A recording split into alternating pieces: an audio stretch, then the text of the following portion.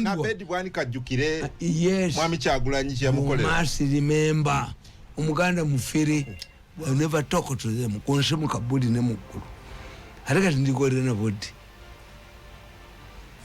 I never work in Museveni's government again munsi muno uwanganye ekitiibwa omuntu yalina kye yali yakoledde uzine passport okusoka ndaba passport yaki ngenda kunoonya sente bweru ngenda kwesimbawo ali ku radio 4 ne radio 7 muzaita amalere lazine passport atira kujja nayo anti njagala ku mobilizing abantu have decided ngenda kwesimba mu constituency agenda bweru kunoonya sente ngenda bweru kunoonya sente waliwo yansuubiza kakadde ka dola bajja ne batujogo ne batunyamu ne batunyalamu era mpandisa akatabo kange wafunye visa genda bweru genda teka umanyize visa ziri mu passport mu ozimanyi na passport sizes nezafe ozimanyi nje ndi diplomat ozimanyi wale passport wale visa tali mu you almost this is why genda Bungereza America yonna bampise kononya sente genda mu constituency that's why nabagambye tinavumye bwanika masiresire why bakoze bubi nnyo abantu bagamba mwavumye munsi muno uwanganye ekitiibwa omuntu yalina kye yali yakoledde damutuulire uwanganye ekitiibwa omuntu yalina kye yali yakoledde buli alina kye yali yakoleddeko omuwanganye ekitiibwa very powerful statement nabadde ekyokulabira ku omanya interviews nyingi nayagala nnyo obutoda kuba obutoda twagitandika ffenna nange nali mba mitwalo 6 baani akati nina mukwano gwange Sengooba Saalongo Sengooba yali akola ku star yali mu otoda yali mu otoda nga ye vice wa Katongole abasajja bo batunuuliranga kyobola abalema paka babase Museveni lwe yabasuula kikizibu kyalina mu Buganda utoda kikizibu Museveni kyalina mu Buganda kyagwa utoda yaggwawo yanti ninga abasiraamu bakolawa abasiraamu abalinga mu utoda kyobola babano waliwo kana akali mu Kampala akabuuba obugulu n'ababoda tebalina analysis kakati Sengooba oyo yankola ebintu ebyo badde nyumiza abantu nemagazi seerabira mundu nalina amawulire gange nga nkakuba akalipoota nga n'ebirango biyitirivu naye nga sente ezikuba ebirango ne kala siziina ate ng'olina ebirango bitegeeza sente nengende wa Sengooba ne pulesi nemugaa nti bino ebirango obiraba birimu sente naye sirina sente zikuba birango bino babimpadde ku independence Sengooba twagenda ffenna ewuwe tetwasangawo Naalongo n'amenya oluggi n'aziyemu $100 ebyo ate saabimusasula kuba ebirango tibyasasula ku mulundi gumu zajjanga musolesole naye twamenya oluggi lwa Sengooba sirikyerabira nakuwa sente era Sengooba akyaliyo naye ennaku zino takyankubira ssimu tetukyayogeraganya Saalongo Sengooba vice wa Butoda so teweerabira no olunaku olwokubiri mukazi wange yali azadde ng'alemedde Namirembe agala sente ntuuka ewa Sengooba natambuza bigere mukyala naŋŋa nti muganda wo omanyi wategeerera nti omuntu akuwa respect omukyala n'abaana bwe temubitegeera mulinda ajja ejja essaawa ezi naŋŋa mirundi mukazi bagala ndooza $200 nadde enyumiza abantu nembaga nti mwe mukimanyi ti nze ne Kayibanda twasulako ku nnyumba emu Kayibanda ono kazanyikiriza kati pastor Kayibanda ffenna nga tulina amayembe agali fake ekasubi leka naawe mwena mwalina amayembe nga gali fake tubba bantu wabba ku bantu era omukubaana abo oba Tamale oba abawala mukazi wange yazaalira mu mmotoka nga Kayibanda amutwala mu ddwaliro. Kayibanda yali awasizza ate mulamu wange nga tuli Kasubi naye nga tufera bantu. Gwe ne Kayibanda mwafera ku bantu. Yes. Jajja mwana. Ngana sibo kula ebiseera ebyo. You see, nga mufera. I don't forget. I don't forget. Na baganga bajjo sente. Nze nyinza okujjukira omuntu kye yakola ki. Kye yakukolera. Nyinza okujjukira omuntu kye yankolera. Okay. Era nze omuntu bajje wange okunsaba sente okutuusa kati lwe nayavuwala ne banjavuwaza. Nakubuuzanga mu family yammwe ali prominent yani. Because I can deny you money. Ngwali mu family yammwe yakola ki. Eri yankoledde ekintu. Nayinako kamunyima ku myaka. Wazirina. Ati wasigaza mmeka? Baziri musatu. Buli mukazi yenna nga ayina kamunyezi. Bere. Abawutoda banjakaza kamunye. Najaka lujirinyako bwenti ekole emitwalo 10 buli lunaku. Paka lwe banjavuwaza. Omuko yanjavuwaza. Kakati mbagamba. Sabedi wavumye waaki? Namuvumye oyo omusajja. Tajjukira. Yesimbawo emirundi emeka. Owa president. Ng'obululu abujjawa. Bobi Wine ye yamuyamba. No, yayogedde ensonga ze bbiri. No, teri nsonga. To me, let me tell you why I support Museveni. Era nkawandiisa akatabo. A judgment from the mountains. Emisambo gy'ewaffe gyasaze omusango. Waliwo agenda okuba ebigo 9 mu nnyonyi aginiemu. Waliwo agenda okukwatibwa atwalibwe Heege kutta mwana waffe. Waliwo nnyina yagwa eddalu. Waliwo One Vision ne Bukedde yanvuma nti ndi mulalu ayina okuteegula $10,000. Linda okasome. Yakasoma wa. The judgment from the mountain. What was a better in ansonga? Because I can take it out of Vuma. He's on record. No. Temuvuma. The Attica boy is stupid. Atina uli mukuvuma. Yes. Nkubolidde nkyoyina abaganda bagandi wowenyegere ali kusamba. President Museveni, do you know why I support him? Why do you support him? I support Museveni for one thing or two. Educated me at the university. Sente zantwali makerere Museveni yazinsasula. Yes, Museveni yanpere makerere mu university. Yambuuza, how educated are you? Nemuga nti nayagala amawulire nga ndi mwana muto. The most highest institution at that time yali diploma. Have a diploma. Okay. Kali gende makerere osome. Era Museveni introduced me as his son. Nendaba Museveni ngali mu situation tumwebaze bagambye first lady nti namuvumi naye tumwebaze nono muko ekiri batuukako. I never talk to them konshemu kabudi ne mukulu haraka ndikolera na body. I never work in Museveni's government again. Today wali. Andi nkuboli ankugamba. Why do I support Museveni? Kana kataba okalaba nakawandika bamaze okungoba. How Mbabazi plotted his failed coup. Nga bamaze nga tumwebaze akatambi mwaka ulidde akali ku TMO nga tumwebaze aganti ye Mbabazi yamuleeta yali akuba Museveni. He is a minister. Nze sibufunyeko. Sabedi yerabira Kyagulanyi naye mu mateeka gafuga abakozi ba president. Yeah. You must support your boss at all costs. So,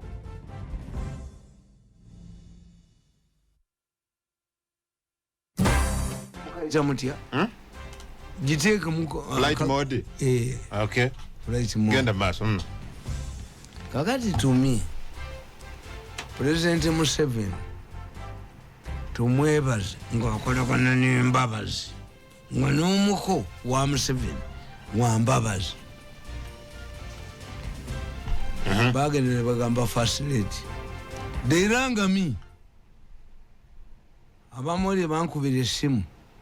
The Bangai, the first lady has retired. But she came later than your president. Simanyitu mukant na yoja kutegule wafe. Abagenda okutegula mu balabe. Emandwa nze ndi mandwa. Sijoge wa. Sagala Museveni yapeyadde 10 mu kalulu. I raised the money. Namulabyenga nalabyo omukongera akomyewo. Ayikanere nswerama. I don't want your money. I don't want your environment. The Mukomas give money to my opponents. Kuba achita compensation 50-50 komambuzi 50-50 nakano anti katoyomba daiwali so don't get emotional. Museveni, yes, the red paper asked me ngomukwambita bakuzanyo oyo lwaboko kano kakizunza lutwe kaine ebizibu byako. First he said he had retired from politics. The newspapers rang me. How come that the first lady has retired? Who came later? Simanyinti omukwaya kola kunya bakola kanemba basi. Bakubye nemba malawu. Kunsimu kabuli ne mugulu. Mukoto mu Museveni ajja kutegula ewafu. Musabo mwembeera nga mandwa. Kano kubali baba kajize wotana. Bamunjoga. Basajja mu mutujoze nnyo tetujjanga kukutunyamu kutufuula bidoli tubanyaffe bazaala bidoli. What happened? I told them otaddeko koli ne botanteekako. I can even make my radio station ngoboole tebaziweranga kizunzolu owera zaani kakubye nkamazeewo kakubye ejogo ndikafumudde mu nnyuma. Kakati Museveni mbagamba, look, the first lady was called by God. God has told her to go back, but Museveni is answerable to the delegates conference to renew his contract. Ho ngono mukolo wazandi mwangu ne mukbye jogo li hawawula mwafu muzibu. Tuine mandwa za fozi manyi. Tuine mindi bajitako emisango ya mitwe 11 nga mindi emu emisango emitwe 13 njifuwa nkunamye tosigaza kantu okwate mu emindi tuina mukokota tinda ko katono okwate mindi bajita muki mitwe 13 ine mitwe 13 tujitako emisango oyambula mu engoye fa abalogo ogenda ku lusozi waggulu gye bakuzaala n'okunoma buli lwoyogera erinnya lyokuba ku nnyuma nkalo. Emisango ina emitwe 11 waliwo atava mu misango aliwa. What I said was that the first lady ye yajja leeta. Kakati tutuula ne Museveni kambabuulize. Museveni anjagala nnyo. Museveni like it me. Omanyi bwe natuula ne president nambuuza jana kyagamba wamuvumye n'ekimunnyonnyola red paper with State House does not meet jana singa okuba akatambi akaliko kati kutye omuliro kano wakazunzoluzwe gwe oli wandagala envunyu mu mpale andi katozeeyo so bado kyanyonyola wali byonna byoyoga njagala kulya bwanika ensobi yeeriwa ekimukuvumya litula abantu abanze ne Museveni. I remember Museveni yamboza kozi title eriki ne mugayi don't know it. Tutudde ne Museveni to apologize for Janet nakubuza title eriki yamboza title eriki mugago tojimanyi ngoli press secretary tells you how Museveni liked me ngayagala okubeera particular nituwandika apology wa Janet wandika tenga tewa ne Museveni. Okay. Museveni nakoma ngamba Janet ajikiriza publish it kukyesayogedde. Museveni yambwe ne kizo nomuko bajja kutegula judgment najufunye wafe misambo ojokola n'oluzirwa kono n'oluzirwa nani misambo jakuwadde judgment. Yes, I've written a book a judgment from the mountains. Muchukumira babwadukani kalubindize. Ewaffe bamanyi ndi mukambwe muzibu. Ewaffe nze babulira nti gundi agenda kufa era naafa. Eke wamwe. Ewaffe waka. Mu family yaffe ndi mukambwe muzibu. Emisamba gibagitegedde. Nze nkugambye mama yali ampesa ku mugongo anemyezi nga 6. Omusajja yina ekitawulo ky'omuliro najja namuga nti omulangira omusibye bubi. Mama nali agenda kutulya ngo omusajja yina ekitawulo ky'omuliro namuga naye omwana wange simulangira timulangira. Omusajja n'akomawo ogwokusatu namuga nti omwana we ajja kuba mugezi nnyo tagenda kusoma. Yes. Era tajja kukola ye mulangira. Musajja akomawo emirundi eki 3. Ogwokuna yamugamba nti omwana wankabirira nnyo sinze mukulu wange era bamugjawo mu 57. Mange entered the shrine once. N'abasaba nti bannange omwana wange ono mugezi musajja mulungi was very brave. Yali afiiridde mu ssabo tabimanyi. Era mbuuza nti agamaanyi ge batenda wagajjawa kitawe yali tagayina. Nze kanisa yange njingira mu buumu n'abaana bange tebabeeramu naye nzanyira muliro bwenti nenguzanyiramu nenguzikiza nga nyambadde suuti ng'eno gukume kuma ekyoto nkizanyiramu bwenti nga tewali nkwate ekisiki ky'omuliro nkiteeke mu kamwa nkwate ekidomola eky'omwenge omuganda nkikutulebo onywe bw'okigwemu kutu oba mpita wakuzanya mu nyumba. Even yesterday babadde banoonya n'abaseka ne mukazi wange nga nafulumye dda era mukazi wange yagamba mama wange ndi mutani we alimu olusesi afuluma ekiro ng'ennyumba nzikale nga bakunoonya naye ng'owafuluma ayaya ate nenfulumira mu geeti ne batakulaba tewali nange simanya wempise. Mama yamugamba yaliko ebintu byekuva dda si musezi akuba ntakuba muleke alina ebintu bye ebimuzunza. Kakati Museveni first aid yamugamba namukoze eki. The first aid wanted to arrest me tinamuvumye. But the issue was bakuwayiriza tumwebaze n'omuko baali bakolagana n'embabazi nga mbabazi bagamba ti first aid agenda kubeera president. Kyovola omusajja Bigirimana bamukuba mu prime minister's office. Njagala osome ebbaluwa eno Museveni yawandikira Mbabazi eno nkolaze wano nalaba Mbabazi ogenda kasoma bonna ngenda bukulaga. Kati Museveni atutula fembi akatuwandiike bweti ne bweti nangamba omanyi ti apology general agikkiriza clarification gyokoze nemuganze nvume mama tikisoboka. First aid yajja nanga mwana wange otukoledde nyunga naye nkitegeera waliwo akakola ngono mukwano ayagala kuteekawo mukwano gwe waliwo 5 billion ezigenda okuyita waggulu aziri ng'ozirya kwani ekyo ni mufumuti mu nnyuma kizunza lutwe mukubye yalina ddiiri ye y'okusokola abantu mukubye mujjeewo bonga temanyi tebalulwanira manda. Kakati Museveni aŋŋamba oba yali ava kusyala olwali lwakusatu nanga do you know ti Janet has accepted the apology.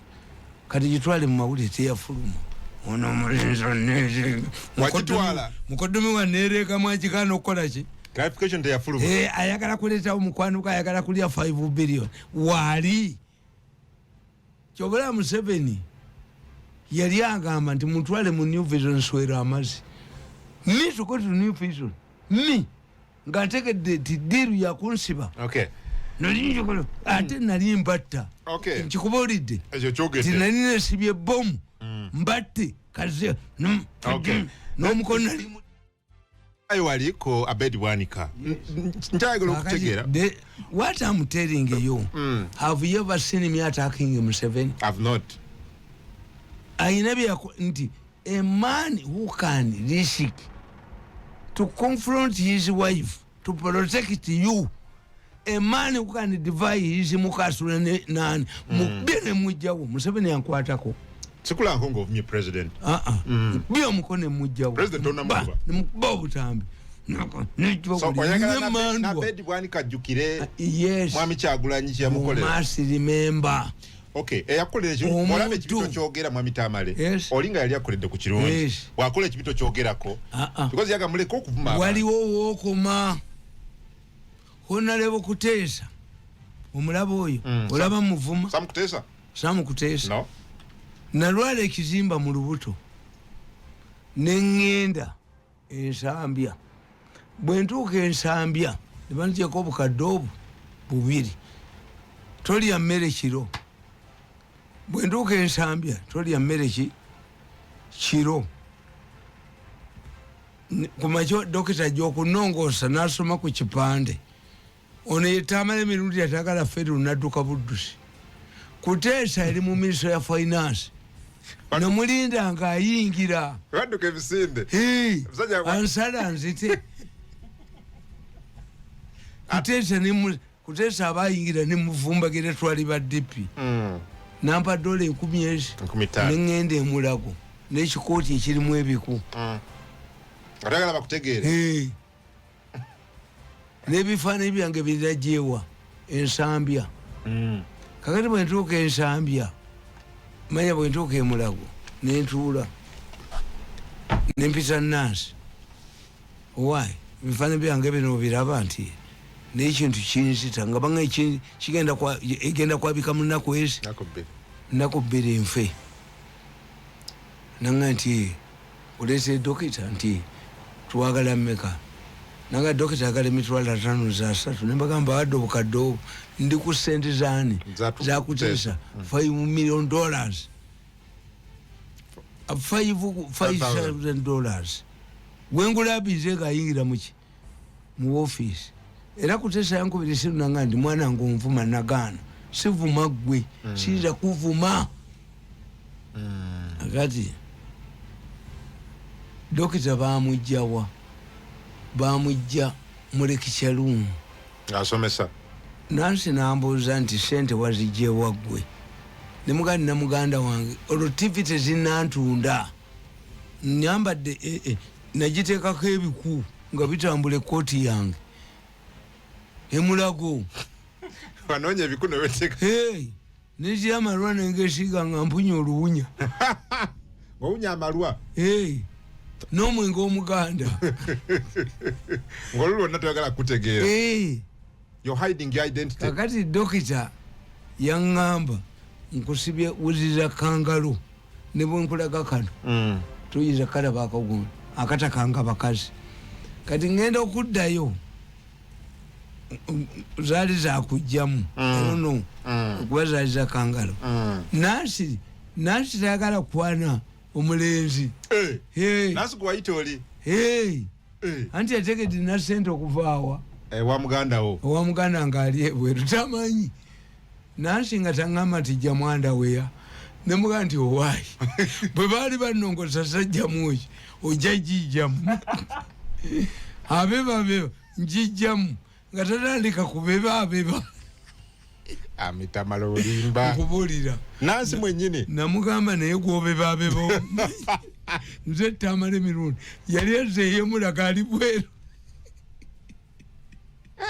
n'ekiboga nekibakola ekiboga eno kyekyaliyo ate nze abaana bange bokka bebajeja n'abadokita aba ekiboga andi nga ngende nze bwe ndwala omusujja nteekayo kabina kange nga ngende ekiboga ng'omusujja gunuma ngende ekiboga bakuba empiso nga nansi avaayo mbuuza kinga agukebera omusujja ngakola gyali emitwalo egi nga muwoba 5 ono omusajja mulalu kozi ekikooti yange ekiriko ebiku nakijjemu dda ono omusajja alazeewa aleseewo balansi we kandi mu suuti ate yennyini gwe nabuuza ndi waliwo omukyali yazadde abalongo wano mukyalawo ngenzeeyo takumanyi nebusiya nagendayo so bwe wamubuuza nagamba ki ate yali antegeera esuuti yange zibeeramu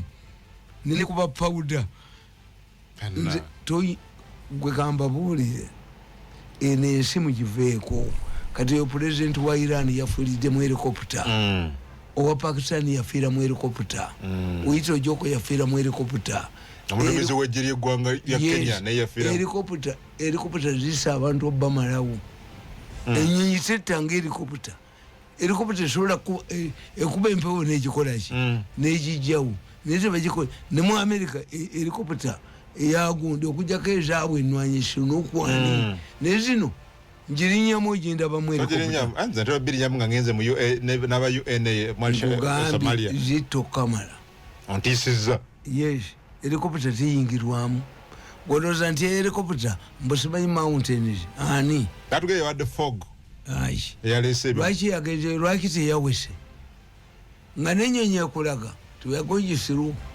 gogambye obadde bweru enyonyi tekulaga nti we are going to go through tekulaga no babuli ababulira muri munyonyi era jyo twatu president ne twaba tukoma ojira batugambye nga nti wano kiri bweki ne bweki nenyonyi ya mu America helicopter yagwa waliwe helicopter ya M7 yali esuka ne kwatawo yaza amasanyalazi anti emalazi kuba nezikola ziti helicopter tujirinnyangamu nezuluhaka wa Pakistan helicopter helicopter nga waliwo agenda nti mu helicopter ate wakiri ninya kana akanyonyi akatono kote kalinya waggulu anti ebire bikakuba eno yo omuyirwa ki airport ziriko ku nyanja where air is thin enyonyi rwana ne gravity ezinyonyi ezinene enyingi ekoma okubeera enene abantu 3.5 bimeka ebiremu birabira wansi era bwe tubeera bubeera bwaggulu biro birengereyo wansi nga buno obunyenyi buno bwe mulaba buno buli ekajansiwa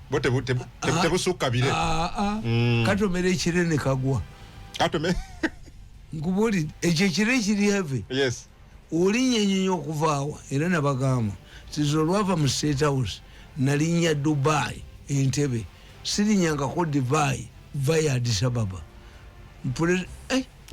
mpita advisor lwacho nyanko Dubai Addis Ababa anti kibayita Dubai Addis Ababa tinava mu State House nengende ewalala nze nalinnya Dubai Entebbe I went home sina mulimu omulala gwe mpita advisor nkunyulirewo ye Museveni yakirekawo yagamba mubimulekere nekati ngenda mu kalulu kakati that's what I'm telling you nti be appreciative nebo ba kwogera obako okoma Buganda yayamba obote yali appreciative abube abwanika let me tell you an example abantu je batamanyi I put it in 2 languages.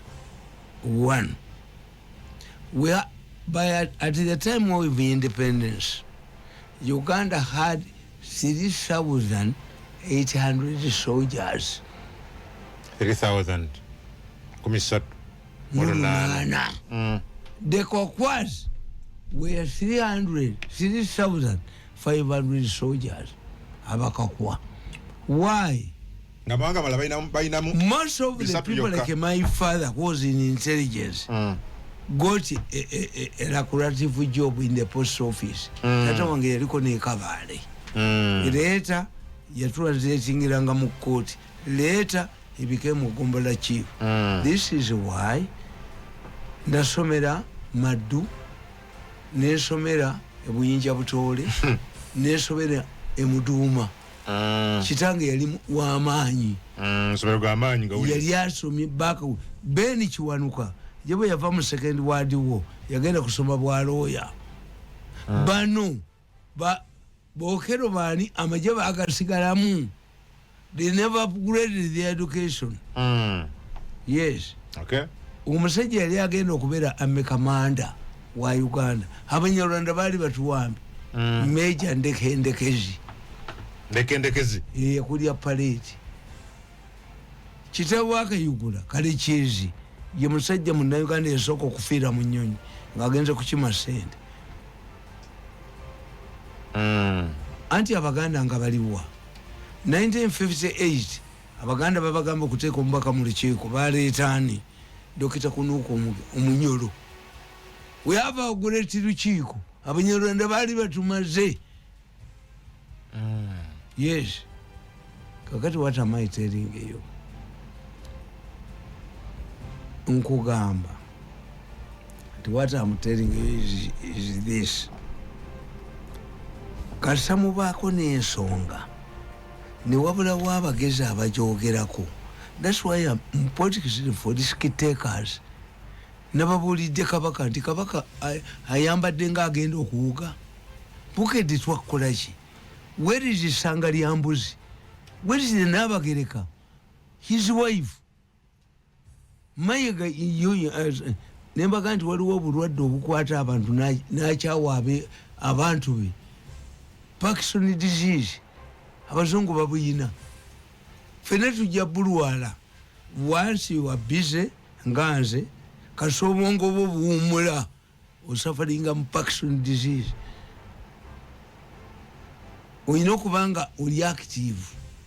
Obwongo basira butuki. Edde? Yes. Kati Kabaka ayinza ne Daudi Chwa mugende munonyereze. Bwati bwe yali was disappointed. Nga abazungu bakanyani Mawanda. Daudi Chwa yali agala nnyo Mawanda. Obuuza Kabaka abantu be baliwo ku Lusegere. Because batugambye ali Namibia ali mu kuwummulako. How? Namibia nga yali akyaddeko ddi Namibia. Kino kigeti kyewalabye ekyente. Bukatikiro yatugambye nti abazungu abasawo be Nabagereka yagenda kulonkinga ssente oyo yajja kukuba ki. Abasawo bamugamba agenda omuleko Namibia. Namibia waliyo ki? Ne Mayiga alowooza nti alimba basiru. Ate Mayiga ne wabawo akabi akafudde n'Abagereka ne Mayiga bakwata ttaka. Okimanyiiriza ne Kabaka nga yakajja. I was more powerful. Kabaka gubaga nti ovuma Kabaka nti ovuma Buganda. Kankubuulire. Kabaka nze namusanga e Malaba. Konsalo ffe twamukimayo. Mayiga yaliwo. Ezimutwale wa Walugembe Jjuuko nga tuga nti mwana wa Kabaka Muteesa. Ne tumugjayo nga bategeeza si mwana. Ffe twazimbawo olubiri. Nenkolawo n'ekibiina Loyal Press Unit ewandika Kabaka. Ne tumutwale Komamboga. Wa mukodomi naafa nga Mayiga aliruddawo. Nga baliruddawo bana babbi. Ne mukodomi we naafa. Ne batugamba nti yasuzeemu ne mukodomi we. But the woman was sitting the Kabaka nga ani agendayo. Aba Buganda Board bamupaka ettaka. Ne tumutwala waliwo omusajja bamuyita baagala aliwo. Obibuuza Mayiga abimanyi.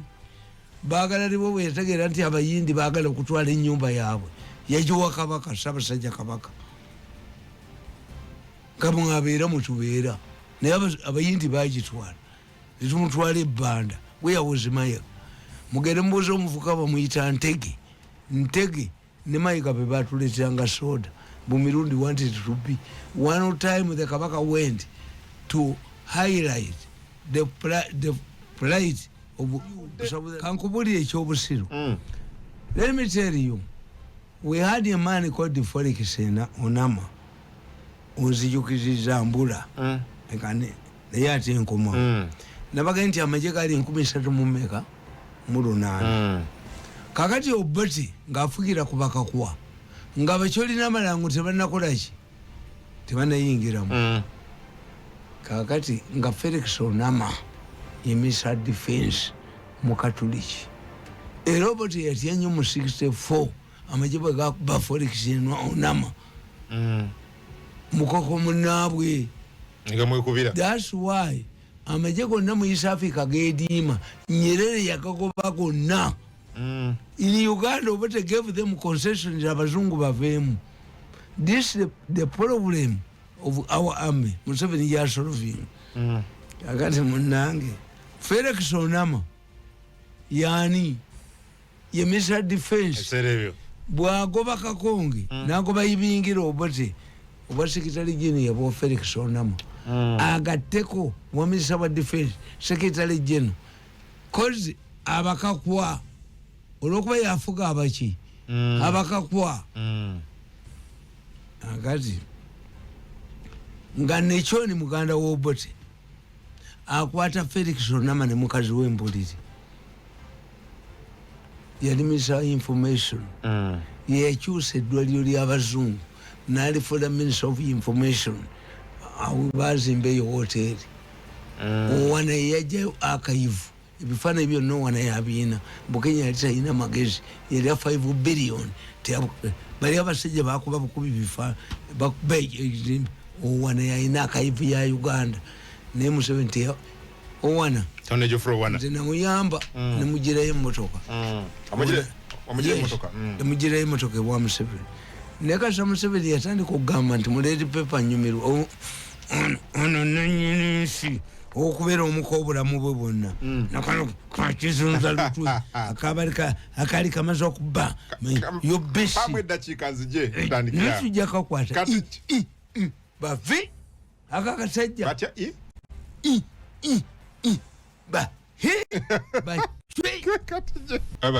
kukiraba nga nkoze eki ngofunye kadi nfunye kadi ogenda kwesimbawo atali mukazi ombuuza oti oba oli mukomole oba siri mukomole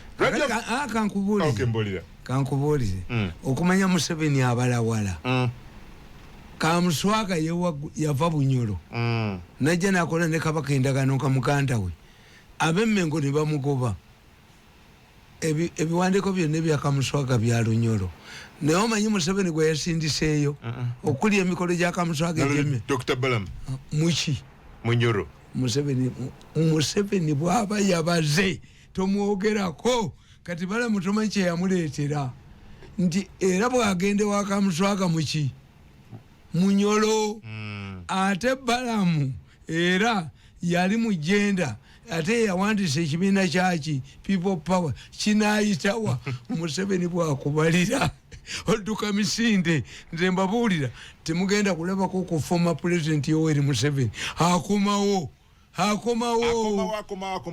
mu asatu mugumu era tosibaawo omukazi wo you never say former president Yoweri Museveni tunamukulira kaliba muhoza nalya wa myaka emeka muhoza ayinza okulya nga wa myaka nkaaga Adam, I'm Richard White from Masinde. I need one book by Tamale Mirun for free because I'm a student. Okay. Onagamba Masinde, okay, radio to okay, wabale nyo, garange, wamala. Mananga bana baba tuba njagala nyo. Agambe student, ayagala katabo. Yes, student. Na wandika katabo ka. Agambo moyo kamu. Media mu Uganda. Yes, moyo kamu student. Ankubire simu. Okay. Nkamuwe. Nzo mkaga sawureme nabwere mpye nansa na municipality kwende. Naga mwami Kongo tubolize Tamale aliko emandwa oba bitega era gondi yagamba mwenda yabagamba nti aliko emandwa yabamwe oliko kimandwa oba bitega nti Museveni nabagamba nti oyo musajja aliko emisambo eje thanks Adam Amerisa politiki ebigenda okubeerawo akatabo kano opposition leaders are being denied their chances so Uganda is one self party onagamba jambo bwana Kungu Fupa Kitahemba Kachara Kakumiro Zembala wala Tamale mutumide yebale Akili information those nope guys shouldn't come here in Masinde. We shall be in politics all the time from last polls up to now. They are bringing politics no twagala kola radio nkankubuulize yes lwaki Museveni awangula Buganda Museveni ekimukubya ab'Emmengo kiri eki tebaaliwo ab'Emmengo Abaganda bagamba gali ku nsalo mu nkaaga mu mukaaga amajja gali ku nsalo aga Buganda gayingidde naani kati anodira Muganda tuyinza mugamba ti Museveni yajja kusanya Obwakabaka bw'ataasangawo Abaganda abasajja abakulu balumwa nnyo mutani w'opeta okuba Obwakabaka Museveni kyakoze ensobi eri eki ti Abaganda tabamanyi bo baagala kukola ssente Omuganda mufere bw'aba akukusa ennuuni muleke agikukuse bw'akukusa enkimanye nga baliwo abagirya muleke bw'aba akuba minzaani nagiteekamu ennusu muleke Omuganda mwagazi wa ssente gavumenti tagyagala tabeera mu gavumenti ye mufere Museveni masi okwata ku boda Omuganda boda ebyobusuubuzi tugenda mawulire gavumenti ya Museveni okuva waggulu mulimu Abaganda bameka baleke babbe enkima zaabwe abakulembeze bonna babadde wano ne bobote kusunsula mu mwanya kolaki Afando Nyango webale Abaganda tuli mu mane tutubulya bintu bya gavumenti amuliche than minister ze kungu twesankusanyuka TV kumacha encha